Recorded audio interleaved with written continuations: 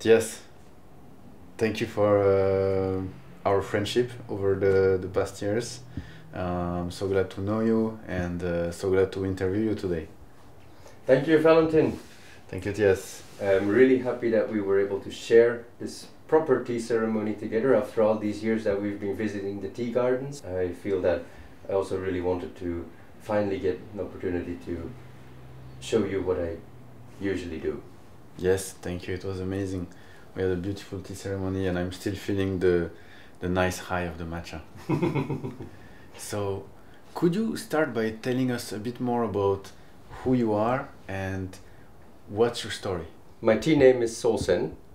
I was born in Belgium and grew up in Belgium until in high school I discovered the martial art kendo. Up until that point I've always felt that I didn't feel at home. I was not in the right place. Belgium, Europe in general was not the kind of place where I felt that I wanted to be, and I always kind of rebelled against the way things were supposed to be done.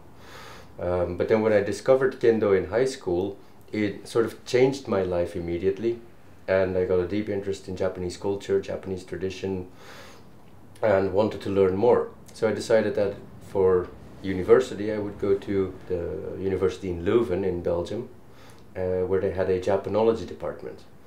And studying at the Japanology department there would give me the opportunity to go and study in Japan for at least a year on a student exchange. So that was my goal. I really wanted to come to Japan to see what the culture was like.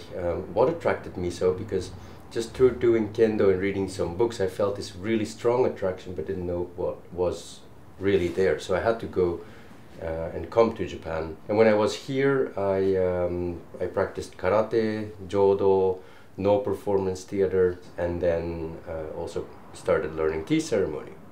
And the reason I started doing this variation of cultural practices was really to get an as broad as possible view on Japanese culture and to find out as much about this culture as I could.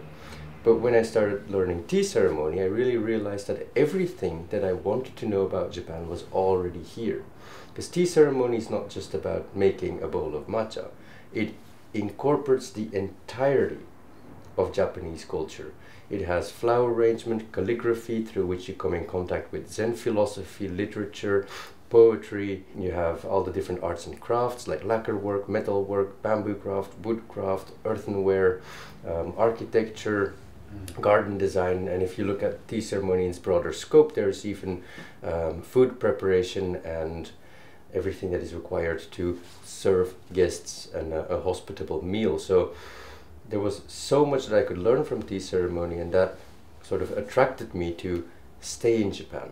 And now to say, I think I finally found the place where I belonged. I in fact feel that I was born 400 years too late and in the wrong place. Because I feel at home in tea ceremony. I feel at home in this tranquil environment where it is possible to focus on just the task at hand. The world today is too fast, too noisy, too much about multitasking, doing all kinds of things at the same time, and I feel that really you don't get much quality out of the thing that you're doing. But with tea ceremony you get to pour your entire heart into just the practice at hand. And the time that you take to prepare and host a tea ceremony is something that people nowadays, for anything they do, could not imagine. Because just to organize a tea ceremony takes you at least several weeks. Looking for the food, thinking about what to serve your guests, who you're going to invite, going through this interaction. The reason why tea ceremony has continued and is still being transmitted today in the same way it was practiced 400 years ago is that there's an inherent value to having this space, creating the time to do things properly, and that people actually need that, they crave that. It's something that in our present day we just can't get to, and that's why people burn out and get stressed and everything. But really what we want to have access to is that luxury of doing something properly. Would you say that's the essence of tea ceremony for you today? The essence of tea ceremony is it's definitely in cultivating yourself to be able to do what is required, to do it as properly as good.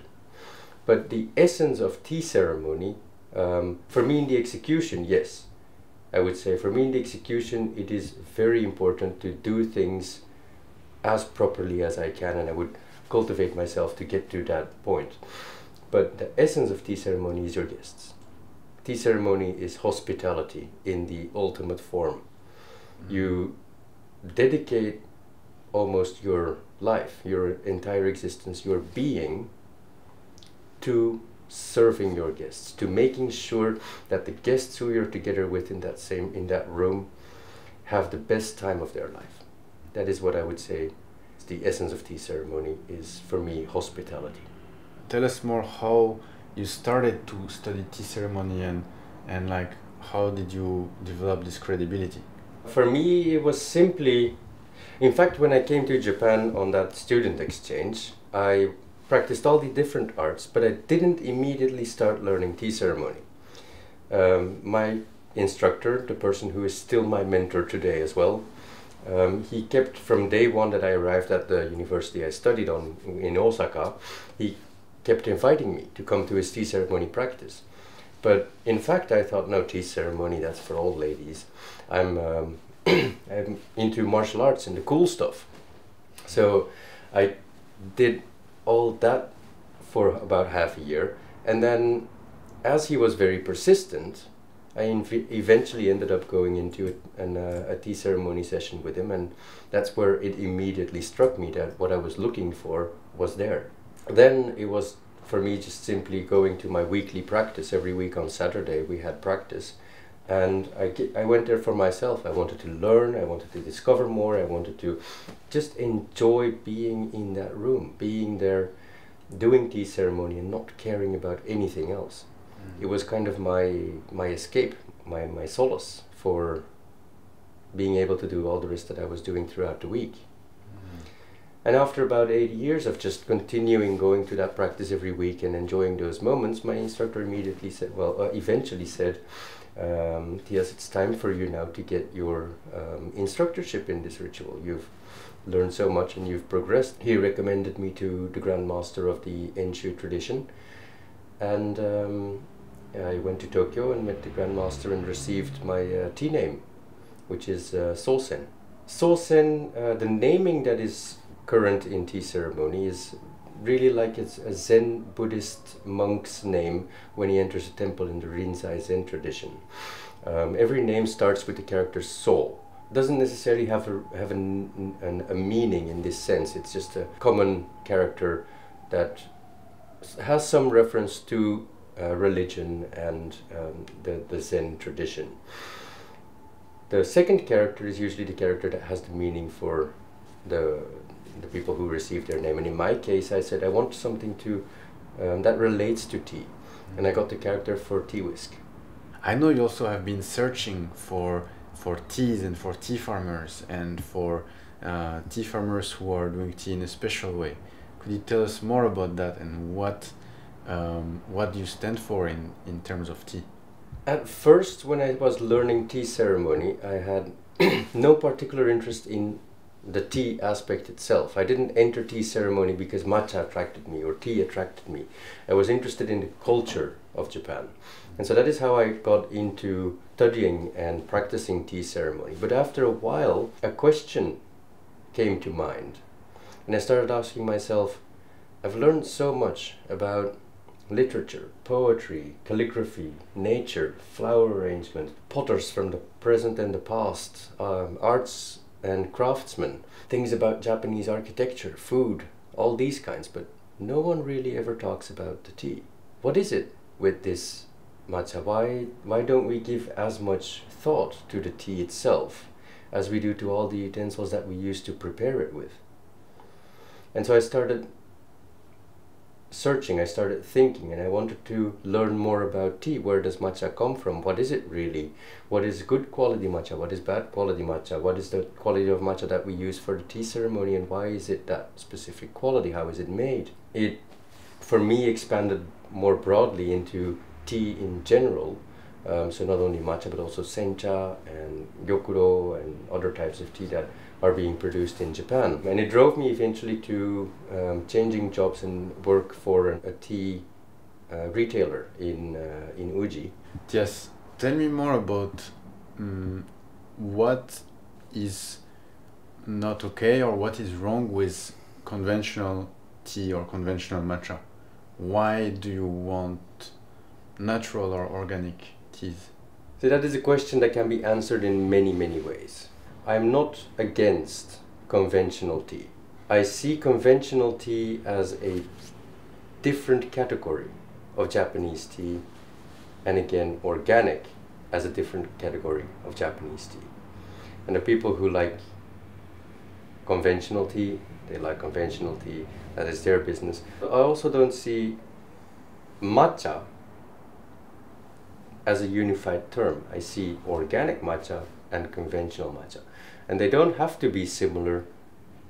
They're actually better when they're separate. They're their own class.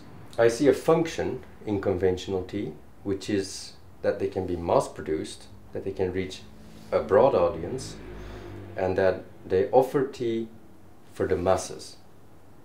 If you'd only go organic, the amount of tea that will be produced or that can be produced is likely going to be less. And through conventional tea manufacturing, you can you can make tea accessible to almost the entirety of, the entire population. So that is the function, I think, for conventional tea. Organic tea has more of a requirement for a refined taste. Sometimes it's more difficult to get the finesse out of it, and it's not as easily understood. I mean, our contemporary society feeds off fast food so much that sometimes we don't have that cultivated taste palette anymore that is required to get the fine flavors and fragrances out of certain organic teas, because these are not fertilized. They're not packed with flavor like conventional teas do. Conventional tea is much more easy to understand because it slaps you in the face with its taste and says, hey, that's me. Whereas an organic tea is more like wafts of scents that come and go.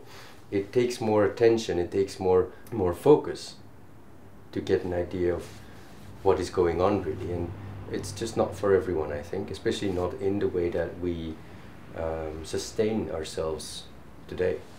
In what way does organic or natural tea influence tea ceremony? It doesn't. Again, I'm probably the only person who, or one of the few people in Japan that give some thought to the type of matcha that they select for their tea ceremony. Most tea practitioners, generally throughout Japan, buy the recommended brand by the grandmaster of the tea school that they practice. So their grandmaster has, with certain tea brands, one or two products that he recommends for everyone to use, and it's a blend that is said to be of his choice, and everyone would just simply buy those blends for their tea ceremony practice or for their tea ceremony occasions. Whereas what I like to do is to actually go to farmers and find what I like and offer that and share that with everyone. But it's not a common thing. If I understand, there is a lot of things about tea ceremony or about the way you do tea ceremony, such as the arrangement behind you. It's a lot of intentions from your heart and from your mind that come up together, and that during the tea ceremony might be the pinnacle of this moment. What would you say is the goal? Because I experienced a lot of enjoyment out of knowing all of these intentions stacked together, if I may say. What do you think, and what do your guests think about the why of tea ceremony? You've actually already given the answer yourself. You said that you felt very happy and interested in knowing how this story comes together through all the elements that have been chosen It pleases you. It made your occasion fun. As you were my guest and you said you had fun, yes, then I have accomplished my mission. It is, and it all comes down to hospitality. Creating an occasion that, in a very strict and ritualized form, although, you take your guests through a world that you create within this room. This room has nothing to do with the outside world. You enter an otherworldly realm, and everybody knows that, but the question is, what realm? Well, my answer to that is my world. This room is my world, and I create the story that I will take you on. And as this ceremony progresses, you will experience all different kinds of feelings, emotions, thoughts that, through the elements that I've created, you get to enjoy. And by the end of it, you will have seen my entire intention with this occasion. Then we share this world together. It's poetry without words. What were your biggest challenges along the way? I've had challenges, but some of them might be too personal to talk about. The thing though with challenges is that they're good. They help you on the path. They're necessary. For me, I think having the opportunity, or at least having decided that I will live my life the way I see fit, and I will create my life around that idea, is, I think, the biggest challenge in itself. But it's contradictory, because all I'm doing is living my life. I just want to live my life.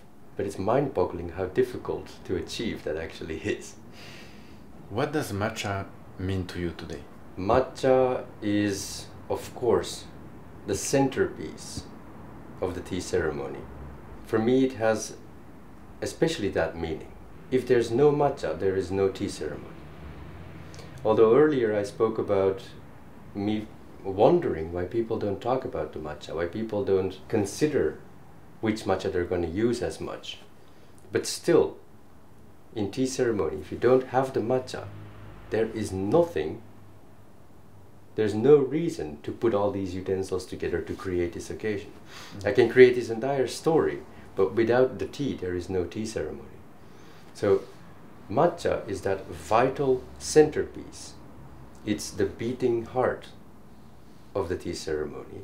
And I often refer to it in terms of the central pillar in Japanese architecture that upholds the floors and the roof and that keeps the house standing. It's usually the beam in the center of the house that it needs to be there, because otherwise you don't have a house.